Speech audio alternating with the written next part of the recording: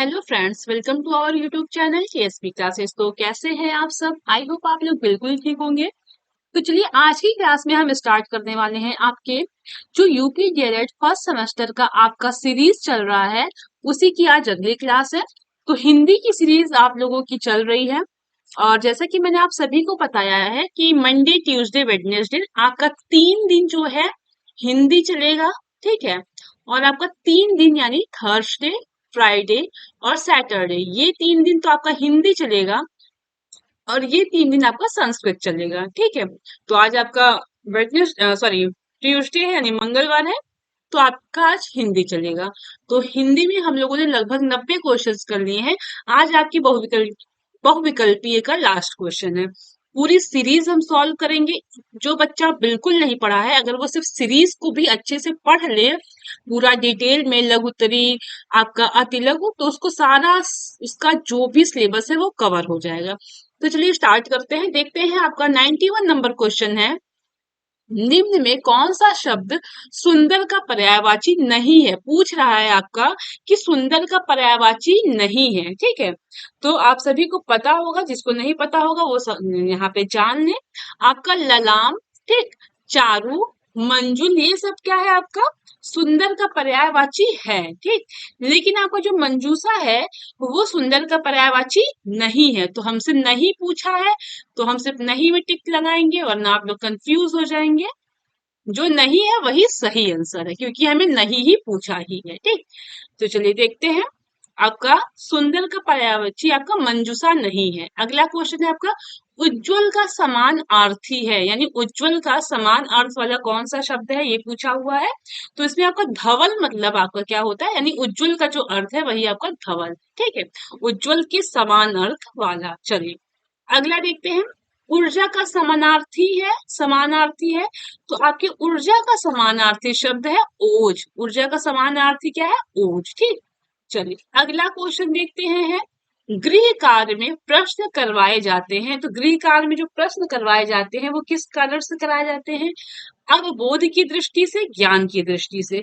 तो आपके दोनों, अवबोध और ज्ञान दोनों की दृष्टि से आपके गृह कार्य में जो प्रश्न होते हैं वो करवाए जाते हैं। ठीक।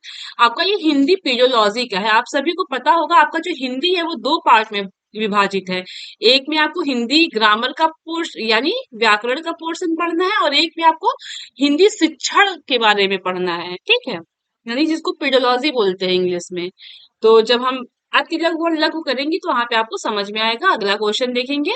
तो वाचन शिक्षण की विधि है। अब ये सब जो क्वेश्चन है ना, ये आपके पेडोलॉजी के क्वेश्चन है। तो आपका जो वाचन शिक्षण की विधि है वो कौन सा है? आपके संप्रेषण विधि भी है और अनुकरण विधि, दोनों विधि आपके वाचन शिक्षण की विधि है। ठीक। आपका ये अनुकरण विधि क्या होता है, ये सब चीजें अति लघु और लघु में पूछा है तो वहां आप पढ़ लीजिएगा, यानी पढ़ा दिया जाएगा। अगला क्वेश्चन है मौन वाचन वाचन शिक्षण का उद्देश्य है। तो आपका जो मौन वाचन शिक्षण का उद्देश्य है वो क्या है कि आपके मनन शक्ति का विकास करना और तार्किक योग्यता का विकास करना, यही आपके मौन वाचन शिक्षण का उद्देश्य है। ठीक। चलिए अगला क्वेश्चन है लेखन शिक्षण की प्रमुख विधि है। तो आपकी जो लेखन शिक्षण की प्रमुख विधि है वो है आपकी लिखने का कौशल। ठीक। क्या है? लिखने का कौशल, यानी लिखने से जो आपकी लेखन शिक्षण की विधि पूछी है, तो लिखने का जो कौशल है यही आपके लेखन शिक्षण की प्रमुख विधि है। ठीक। अब देखिए इसमें लिखा है क्वेश्चन में, अगला क्वेश्चन है वाचन शिक्षण का उद्देश्य है। तो आपका जो वाचन शिक्षण का उद्देश्य है उसका उद्देश्य ये है कि बोलने में भी कौशलता है और आपके पढ़ने में भी कौशलता है। इसलिए आपका स वाला ऑप्शन सही होगा, यानी दोनों सही होगा। चलिए अगला क्वेश्चन देखते हैं। देखिए यहाँ से आपके कॉन्टिन्यू एग्जाम में पूछे हुए क्वेश्चन है। आपको मैंने बताया था कि इसीलिए पुरानी सीरीज कराई जा रही ताकि आपको ज्यादा से ज्यादा क्वेश्चन मिल सके। देखिए यहाँ पे 2015 से स्टार्ट है। ठीक। और आप अगर नई वाली सीरीज देखेंगे तो वहां पे आपको 2018 से मिलेगा। तो 15, 16, 17, आप सोचिए आपको कितने सारे क्वेश्चंस मिल जा रहे हैं, है ना। चलिए देखते हैं। य र ल व व्यंजन कहलाते हैं। तो आपकी य र ल व जो व्यंजन है ये आपका कौन सा व्यंजन कहलाता है? अंतस्थ व्यंजन। कौन सा? अंतस्थ व्यंजन। अंतस्थ व्यंजनों की संख्या कितनी है? 4 है। ठीक। य र ल व ये आपके अंतस्थ व्यंजन है। चलिए अगला है आपका द्विज शब्द का अर्थ है। आपका जो ये द्विज शब्द है इसका अर्थ क्या है? तो देखिएगा द्विज का जो शब्द है इसको द्विज को हम ब्राह्मण भी बोलते हैं, यानी द्विज शब्द का अर्थ ब्राह्मण भी है, दांत भी है और पक्षी भी है। ठीक, तो इनमें से सभी आपका सही आंसर होगा। चलिए अगला क्वेश्चन है, लिपि विकास का प्रथम सोपान है। क्वेश्चन में ये पूछ रहा है कि आपका जो लिपि का विकास है उसका प्रथम स्टेप क्या है। ठीक, ये पूछ रहा है। तो इसमें जो है आपका चित्र लिपि है, अक्षर लिपि, वर्ण लिपि। तो यहाँ पे कोई नहीं होगा, इसका सही आंसर होगा ध्वनि। ठीक है, चलिए अगला है आपका क्वेश्चन में पूछा है जंगम का विलोम शब्द है, इनमें से कोई नहीं। चलिए जंगम का विलोम शब्द है, तो आपका जंगम का विलोम शब्द है आपका स्थावर। क्या है? स्थावर। ठीक है, अगला क्वेश्चन है दिन का विलोम है, तो ये तो बहुत ही इजी सा है। आपके दिन का विलोम होता है रात। ठीक, आनंद का पर्यायवाची है, यानी आनंद का पर्यायवाची पूछ रहा है, तो आनंद का पर्यायवाची क्या है? प्रमोद। ठीक, अगला क्वेश्चन है इंद्र का पर्यायवाची है, तो इंद्र का पर्यायवाची सभी को पता है क्या है? यहाँ पे पुरंदर जो है वो इंद्र का पर्यायवाची है। ठीक, चलिए अगला क्वेश्चन देखते हैं।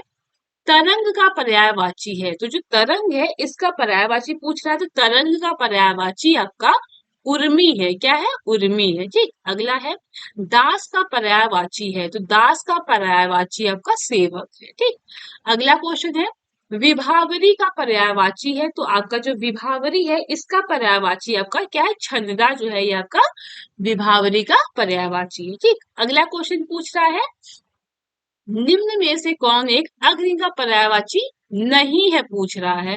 तो पावक जो है वो अग्नि का पर्यायवाची है, वैश्वानर भी अग्नि का पर्यायवाची है, कृषाण भी आपका अग्नि का पर्यायवाची है। लेकिन जो आपका अनिल है, अनिल मीन्स हवा होता है, तो आपका अनिल जो है वो अग्नि का पर्यायवाची नहीं है। ठीक, चलो अगला क्वेश्चन है आपका कतिपय का समान अर्थी है, तो आपके कतिपय का समान अर्थी क्या है, यानी कतिपय का क्या होता है अर्थ?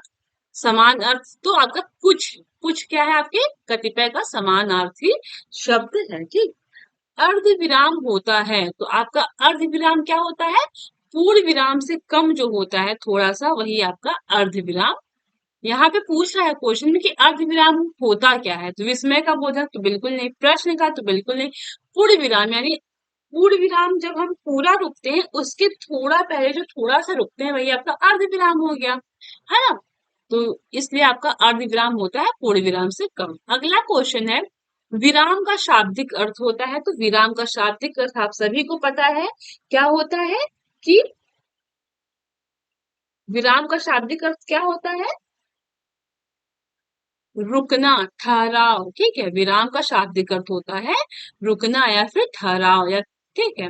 चलिए अगला क्वेश्चन है पूर्ण विराम से अभिप्राय है, तो पूर्ण विराम से अभिप्राय है कि पूरी तरह रुकना। ठीक, पूर्ण विराम से अभिप्राय क्या है? पूरी तरह रुकना।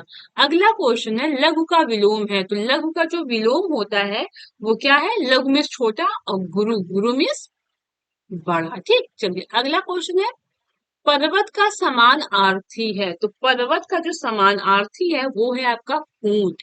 ठीक है, ऊंट क्या है? आपके पर्वत का समानार्थी है। ठीक, अगला क्वेश्चन है निम्न में से कौन सा एक शब्द आकाश का पर्यायवाची नहीं है? यहाँ पे नहीं है पूछा है, तो आपका पुष्कर, देव, व्योम ये सब आकाश का पर्यायवाची है, लेकिन आपका जो शांति है ना, शांति, ये आपके आकाश का पर्यायवाची नहीं है। ठीक, चलिए अगला क्वेश्चन है नूतन का विलोम शब्द, तो नूतन का विलोम शब्द है पुरातन। ठीक, नूतन का विलोम क्या है आपका?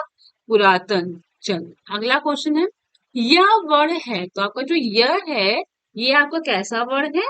अंतस्थ है, अंतस्थ व्यंजन है। ठीक, देखिए कंटिन्यू एग्जाम में पूछा हुआ, कितनी बार पूछा हुआ है क्वेश्चन। चलिए अगला क्वेश्चन है भाषा शिक्षण के अंतर्गत सुलेख से तात्पर्य है, तो आपके भाषा शिक्षण के अंतर्गत सुलेख से तात्पर्य है सुंदर लेखन। क्या है? सुंदर लेखन। ठीक, अगला क्वेश्चन है अंतस्थ व्यंजन की संख्या है, तो अंतस्थ व्यंजन की कुल 4 संख्या है। कौन कौन से हैं वो आपके? य, र, ल, व। देखिए 2022 में पूछा हुआ है। चल अगला क्वेश्चन है स्पर्श व्यंजनों की संख्या है। तो स्पर्श व्यंजनों की संख्या टोटल कितनी है आपकी? 25 है। मैंने आपको बताया भी था, जो आपका क वर्ग है, ठीक, च वर्ग है, ट वर्ग है, ठीक, त वर्ग है, और आपका जो प वर्ग है, ठीक है, प वर्ग, ये आपके जो होते हैं क, ख, ग, घ, अंग, ठीक, 5 इसमें होते हैं, 5 इसमें, 5 इसमें, 5 इसमें, 5 इसमें, ठीक। तो टोटल कितने हो गए? 5 × 5, टोटल कितने हो गए? 25। तो आपके स्पर्श व्यंजनों की संख्या कुल 25 है। एग्जाम में पूछा हुआ क्वेश्चन है, ठीक है। देखिए, ये मैं आपको अभी पढ़ाऊंगी ना जब अतिलघु लघु, तो वहां पे समझा दिया जाएगा। इसमें से पूछ रहा है निम्न में से कौन महाप्राण नहीं है? तो महाप्राण, अल्प प्राण, ठीक, ये सब चीजें लघु उत्तरी में पढ़ाया जाएगा, क्योंकि ये बहुत बड़ा सिलेबस है, यहाँ पे आपको समझ ही नहीं आएगा, ठीक है। तो वहां पे जब पढ़ाया जाएगा तो आपको फिर चीजें समझ में आएगी। तो आपका जो क है ना, वो महाप्राण नहीं है। अगला क्वेश्चन है, कृस शब्द का विलोम है। तो आपकी कृस शब्द का विलोम है स्थूल, ठीक, कृष्ण शब्द का विलोम क्या है? स्थूल है, ठीक। चलिए अगला क्वेश्चन है, इनमें से भाषाई कौशल नहीं है।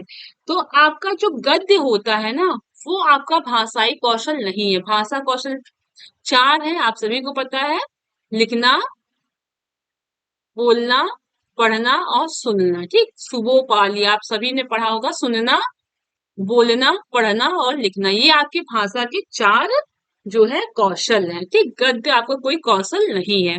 अब देखिए, ये आपका जो है अतिलघु उत्तरीय प्रश्न, इसको हम कल से डिस्कस करेंगे, ठीक। तो आज हमने 3 क्लास में पूरा बहुविकल्पी खत्म किया। अब मिलते हैं कल की क्लास में। अगर क्लास अच्छी लगी हो तो अपने दोस्तों के साथ शेयर जरूर करिएगा, और चैनल पे नए हैं तो चैनल को सब्सक्राइब जरूर करिएगा। तो मिलते हैं कल की क्लास में, तब तक के लिए अच्छे से मन लगा के पढ़ाई करते रहिए। Okay, thank you.